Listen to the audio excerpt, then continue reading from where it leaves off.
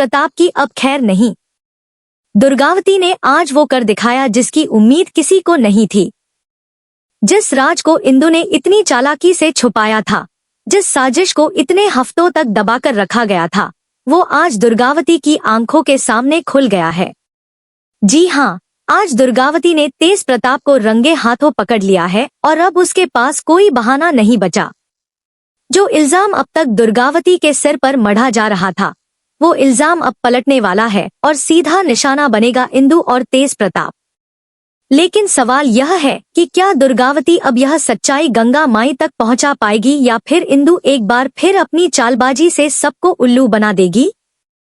आज का एपिसोड है सबसे बड़े ट्विस्ट से भरा हुआ, इसलिए अंत तक बने रहिए और जानिए पूरी कहानी। सीरियल गंगा माई की बेटियां के आज के एपिसोड में कहानी अब अपने सबसे बड़े मोड़ पर पहुंच चुकी है।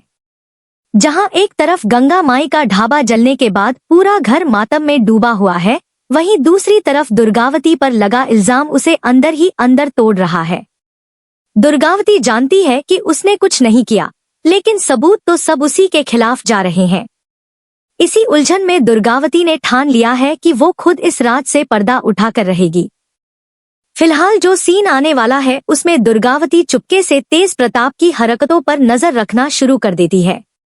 उसे शक है कि तेज प्रताप का इस पूरे मामले में कहीं ना कहीं हाथ जरूर है, क्योंकि जिस रात ढाबे में आग लगी थी, उसी रात तेज प्रताप घर से गायब था।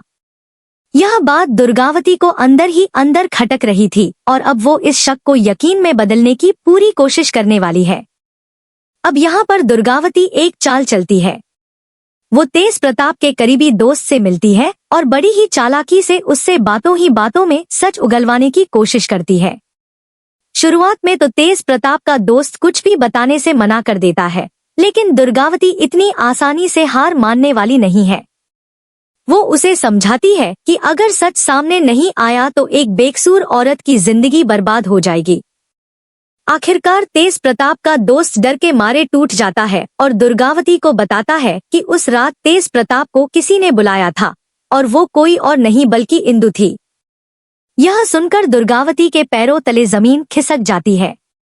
उसे यकीन नहीं होता कि जिस इंदु को वो अपनी हमदर्द समझ रही थी, वही इंदु उसके खिलाफ इतनी बड़ी साजिश रच सकती है।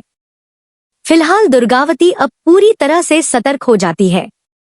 वो समझ जाती है कि अगर उसे इंदु की असलियत सबके सामने लानी है तो उसे सबूत चाहिए, सिर्फ बातें काफी नहीं होंगी। इसीलिए दुर्गावती अब खुद तेज प्रताप का पीछा करने का फैसला करती है। वो जानती है कि यह बहुत खतरनाक कदम है, क्योंकि अगर इंदु या तेज प्रताप को उस पर शक हो गया तो वो दोनों मिलकर उसे और भी बड़ी मुसीबत में फंसा सकते हैं। लेकिन दुर्गावती अब पीछे हटने वाली नहीं है, क्योंकि उसकी इज्जत का सवाल है और उसे अपना नाम साफ करना ही है। रात होते ही दुर्गावती चुपके से घर से निकलती है और तेज प्रताप के पीछे पीछे चलना शुरू कर देती है। तेज प्रताप को शक भी नहीं होता कि कोई उसकी हर हरकत पर नजर रख रहा है।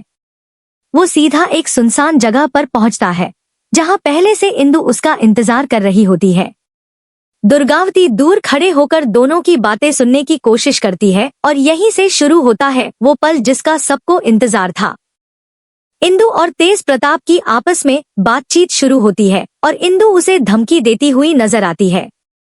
वो तेज प्रताप को याद दिलाती है कि अगर उसने अपना मुंह खोला तो उसका राज भी सबके सामने आ जाएगा।